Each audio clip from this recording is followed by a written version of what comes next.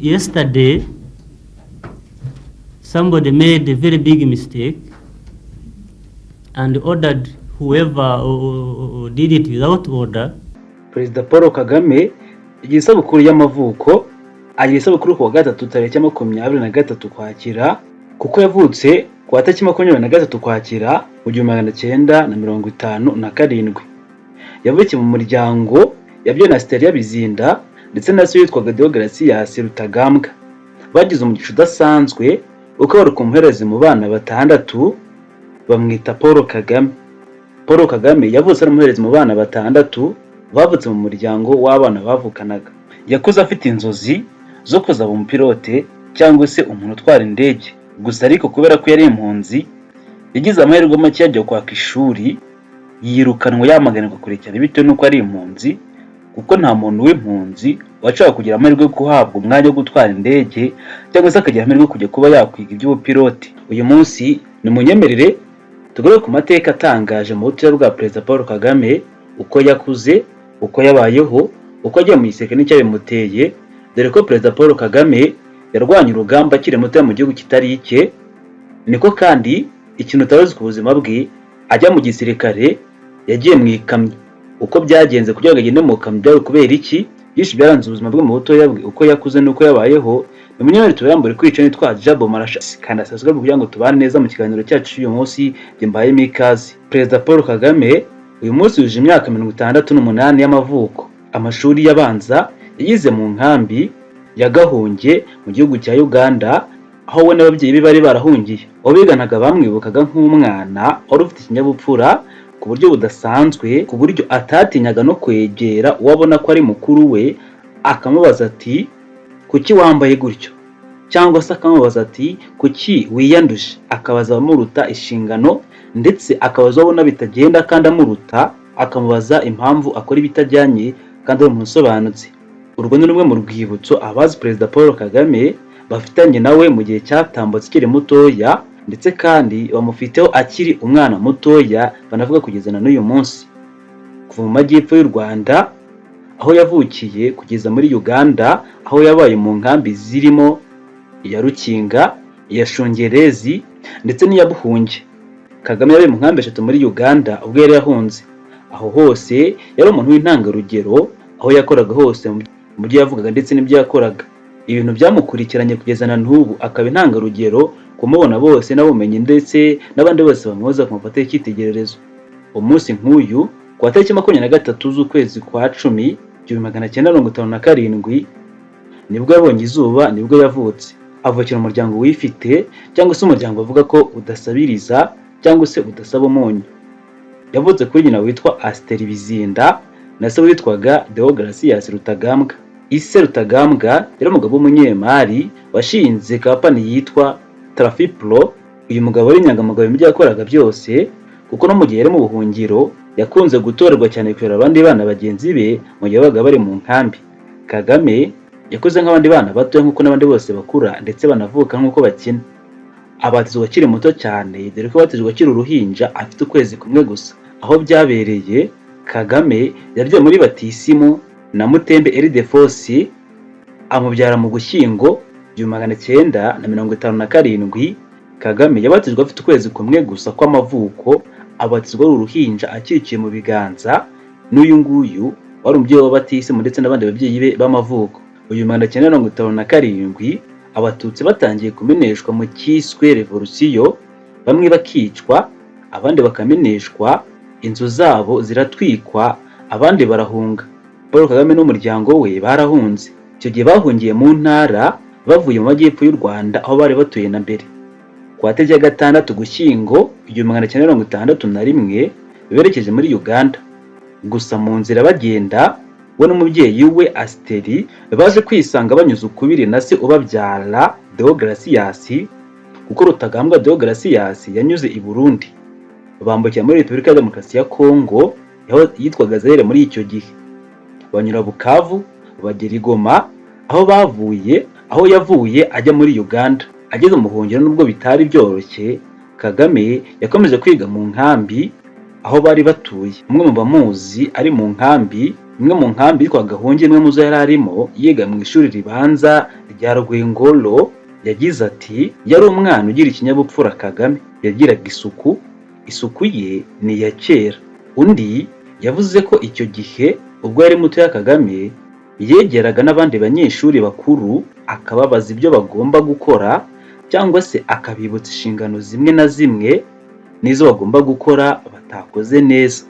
Ati mukuru we twakundaga gukina umupira, hanyuma Kagame akatubwira ati kuki mutagiye kwiga? Niganaga na mukuru we Joseph. Kagame nawe yaga gukina umupira nk'abandi bana bato, ariko ibyo yakoraga byose akayibonamo ikinyabupfura. Ntabwo byaheraga aho ngaho gusa, kuko no mu ishuri yari mu bana b'abahanga cyane. Umwe mu bigisha Kagame yize yibuka yuko hari umuzungu wakundaga kujya mu nkambi akabwira abanyeshuri yuko nibatsinda neza bazajya kwiga mu ishuri ryitwa Ntare School mu mashuri yisumbuye, kandi na Kagame yarabikoze cyane aza no kubigeraho kuko yari biharaniye cyane. Ati no muri Rwengolo Primary School yari mu bana ba mbere bigaga neza kandi b'abahanga, ndetse iryo shuri ryari mu mashuri ya mbere yatsinze neza ndetse aratsindisha neza muri icyo gihe. Muri icyo gihe cyose ngo Kagame yari umwana uhorana amatsiko yo gushaka kumenya u Rwanda yisumbuye kurusha uko yabaga aruzi, ngo ku buryo yakundaga kujya gushaka abasaza barwanye mu Nyenzi akababaza amateka amwe n'amwe ku Rwanda. Umwe mu bamuzi bibuka wabaga muri iyo nkambi ni uwitwa Mariko. Uwo Mariko ngo Kagame n'inshuti ye yitwaga Fred Rwigema mu butoya bwabo. Uyu Fred baramuzi cyane, Major General Fred Gisa Rwigema, boza ari inshuti cyane z'akadasohoka kuva kera. Kagame na Rwigema rero mu buto bwabo bakundaga kumarana igihe cyabo kinini cyane babaza byinshi ku Rwanda, ibintu byagaragaza umuhate wo gukunda igihugu ndetse no gushaka kukimenya byihuse ndetse kandi byisumbuye ku makuru barutaga bafite kugeza uwo munsi. Kagame arangije amasomo mu Ntare School, yakomeje muri Old Kampala School, ari naho yavuye ajya mu rugamba rwo kurwanira Uganda mu ngabo za Uganda. Nyuma y'aho Museveni atangiye urugamba rwo kubohora igihugu cya Uganda, muri icyo gihe abandi bari mu rungano rwe bakomeje muri kaminuza, ariko we yiyemeza kujya mu rugamba rwo kubohora igihugu ndetse ngo azabashe kubona amahirwe yo gutaha mu gihugu cy'amavuko cye cy'u Rwanda yari yarihebeye. Abazi amateka ye bavuga yuko Kagame ajya mu ngabo za Uganda yagiye mu gikamyo, ndetse iyo kamyo kandi yari itwawe na General Lutaya. Uwo General Lutaya yari umwe mu basirikare bakomeye cyane mu ngabo za Uganda. Nuko Kagame atangira urugamba atyo yagiye mu gikamyo. Mu gitero cyabimburiye urugamba rwo kubohora Uganda cyabaye ku tariki ya 6 Gashyantare 1981, Paul Kagame yari umwe mu bayoboye abasirikare 27 bari bafite imbunda batera ikigo cya gisirikare cya Kabamba mu karere ka Bembe, ahangana mu kilometero 120 uvuye Kampala umujyi mukuru wa Uganda i Kampala. Ingabo yari kumwe nazo Kagame nizo zakigezeho bwa mbere zinabuhuza intwaro ziri mu zibanze zifashishijwe cyane mu kubohora igihugu, ndetse no ku rugamba nyirizina rwagejeje Museveni kubohora igihugu cya Uganda. Mu gisirikare cya Uganda Kagame inshingano yahawe nyinshi zari zijyanye no guharanira yuko mu gisirikare hahora ikinyabupfura. Izindi nshingano yahawe mu gisirikare cya Uganda zari z'ubutasi cyane cyane. Yabaga ashinzwe kandi kugenzura ibikorwa by'ingabo niba nta makosa yakozwe mu gisirikare cyangwa se mu ngabo, aho yagaragaye agakosorwa hakiri kare bitararenga inkombe bikozwe na Kagame. Kagame kandi yari umuyobozi wungirije mu ngabo za Uganda ushinzwe ubutasi. Abasirikare bose baramwubahaga cyane, ahanini kubera ikinyabupfura ndetse n'umwuga yakoranaga bidasanzwe mu gisirikare cya Uganda. Undi muntu umuzi ati abasirikare bose baramutinyaga kubera yuko bari bamuziho ikinyabupfura no kudaca ku ruhande, gusa ariko bakamukundira yuko ntawe barenganya. Bati uriya musirikare akoresha ukuri. Ati bamwita amazina y'abantu bazwi mu mateka baca imanza zitabera. Abo ni abantu bazi Kagame mu butoya bwe, cyane cyane mu gisirikare cya Uganda. Abamuzi mu buto bwe bavuga yuko imyitwarire ye ndetse n'iya none n'umuryango n'umurongo muzima, amasezerano, imyaka yayoboye u Rwanda bijyana n'uwo ari we kuva kera. Perezida Paul Kagame yakunze kwanga akarengane, yakundaga cyane gukoresha ukuri akagira isuku, yaranzwe cyane n'ikinyabupfura aho yakwiriye hose n'aho yabaye, agakunda igihugu ndetse no kwicisha bugufi, byose kandi ngo si ibya none kuko kuva na kera mu buto bwe ibi yarabigiraga kandi arabikundaga cyane. Abakoranye na Perezida Paul Kagame mu bihe bitandukanye, ari perezida ndetse n'igihe ari umusirikare, bavuga yuko ari umuntu ugira urugwiro, wicisha bugufi ku kigero cyo hejuru cyane kurusha ibindi byose. Hari umwe bavuze uburyo umunsi umwe yagiye kureba Perezida Paul Kagame, ahageze atungurwa no kubona ari Perezida Paul Kagame ku giti cye uhagurutse ajya kumuzimanira cyangwa se kumwakira. Uyu mushyitsi wari usuye Kagame yagize ati watekerezaga yuko ari buhamagara umukozi, ariko niwe ubwe uhagurutse aranzimanira. Kagame mu mateka y'u Rwanda ashimirwa uruhare rukomeye cyane rwo yagize mu kuyobora urugamba rwo kubohora igihugu ndetse no guhagarika Jenoside yakorewe Abatutsi mu 1994, ndetse nyuma yaho aza no gukomeza kubaka u Rwanda rufite igitinyiro ku ruhando mpuzamahanga. Ashimangira kandi yuko yahesheje agaciro Abanyarwanda, akazamura imibereho yabo mu ngeri zose, ndetse kandi ntihagire n'umwe usigara inyuma cyangwa se uhezwa inyuma y'abandi, kandi agashimirwa cyane ubumwe bwabo n'uburyo akunze kugaragaza ashyira Abanyarwanda imbere. Ntiyigeze yemera na rimwe yuko imyumvire ya gikoloni iyo yatanya Abanyarwanda.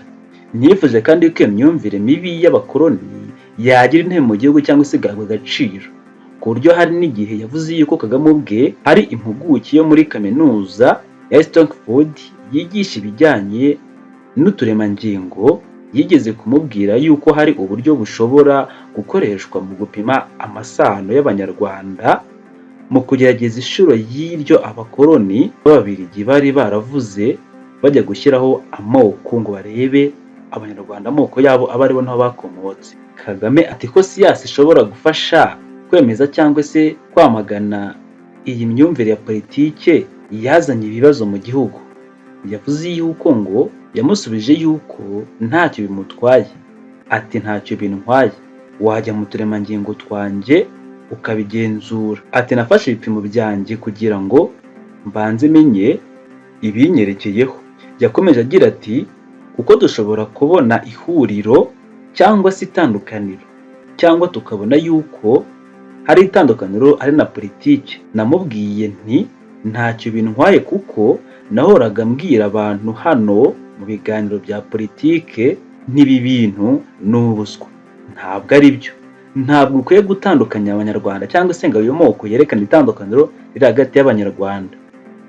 Yakomeje avuga yuko yabwiye uwo muntu ko nubwo ntagomba kuba batandukanye ntibivuze yuko batagomba kubana. Ati iteka abantu bazahora batandukanye, ariko kuri twe muri politike yacu abantu bagomba kunga ubumwe, sosiyete n'abantu. Ko bavuga ibyo gutandukana ibyo ntacyo bimaze. Ati twebwe ntabwo dutandukanye, bamwe ni bagufi, abandi ni barebare, abandi barananutse, abandi bateye ukuntu kuriya, ariko twese turi ibiremwa muntu, twabana twishimye imbere mu mupaka cyangwa se mu cyumba kimwe. Muri ubwo bushakashatsi bwa gihanga ngo byaje kugaragara yuko imyumvire ya gikoloni yari ipfuye cyane, ko nta tandukaniro riri hagati y'Abanyarwanda ubwabo. Ati rero aba bashakashatsi bashaka kudutanya, bavuga yuko abantu batandukanye, yuko bakwiye guceceka. Inkuru y'ubuzima bw'umwihariko bwa Perezida Paul Kagame yatangiye aho uko yavutse mu bihe bigoye byarimo ivangura rishingiye ku moko. Nyuma y'imyaka 4 gusa yahungiye n'umuryango we bajya muri Uganda. Mu buhungiro Kagame yatangiye amashuri abanza, atangira amashuri ye muri Rwengoro, yarangirije akomereza yisumbuye mu Ntare School no muri Old Kampala School. Yari umunyeshuri w'umuhanga kandi wagiraga gahunda. Nyuma yaho umutwe witwaje intwaro wa Flonasa washinzwe na Yoweri Kaguta Museveni ndetse n'ingabo za Tanzania bikuyeho ubutasi bwa Idi Amin Dada mu 1978. Kagame n'izindi mpunzi z'Abanyarwanda biyemeza kwiyunga kuri Museveni. Mu 1980 muri Uganda habaye amatora y'umukuru w'igihugu, bitangazwa yuko Milton Obote ariwe watsinze ayo matora, ariko Museveni agaragaza yuko habayeho ubujura bw'amajwi. Mu mwaka wakurikiyeho Museveni yashinze umutwe wari ufite intego yo gukuraho Milton Obote akamukura ku butegetsi. Perezida Kagame na Fred Gisa Rwigema n'izindi mpunzi z'abanyarwanda bafitanye isano na Museveni ndetse banakorana bugufi n'abanyarwanda n'abandi ba Uganda bari bamushyigikiye muri urwo rugamba rwatangiye muri Kabamba muri Gashyantare mu 1981. Muri Werurwe mu 1986 bakuyeho Milton Obote. Mu mutwe wa NRA Kagame yarashinze ubutasi, na nyuma y'aho Museveni atangiye kuyobora Uganda yabaye umuyobozi w'urwego rushinzwe ubutasi bwa gisirikare muri Uganda. Tariki ya 10 Kamena 1989 Kagame yashakanye na Jeannette Kagame wari yarahungiye muri Kenya, akaba n'umwe mu banyarwanda bifuzaga gutaha mu rwababyaye mu Rwanda rw'imisozi igihumbi, nubwo ubutegetsi bwa Habyarimana Juvenal bwari bwaravuze yuko ibyo bidashoboka byo gutaha mu Rwanda. Kagame na Jeannette babyaranye abana 4 ari bo Ivan Cyomoro Kagame wavutse mu 1990, babyaye kandi Ange Kagame wavutse mu 1993, babyara Ivan Kagame wavutse mu 1996. Ubucura bwabo ni Brian Kagame ufite imyaka 24 y'amavuko kugeza uyu munsi, ubwo General Fred Gisa Rwigema n'izindi mpunzi z'abanyarwanda batangiraga urugamba rwo kubohora igihugu kwa tariki ya 1 Ukwakira 1990. Icyo gihe Kagame yaragiye kwiga amasomo ya gisirikare mu ishuri rya Fort Leavenworth muri Leta Zunze Ubumwe za Amerika. Kagame akimenya ko Rwigema yishwe ku rugamba yafashe icyemezo cyo kuza kuziba icyuho akayobora urugamba. Akigera Kagitumba habiraga urugamba rwo kubohora igihugu, yakoze amavugurura mu gisirikare n'ibindi bitandukanye, ndetse akomeza imirwano y'urugamba araruyobora kugeza abohoye u Rwanda kwa tariki ya 4 Nyakanga 1994. Ubwo RPA yari imaze kubohora u Rwanda yashyizeho guverinoma icyo gihe yise guverinoma y'ubumwe.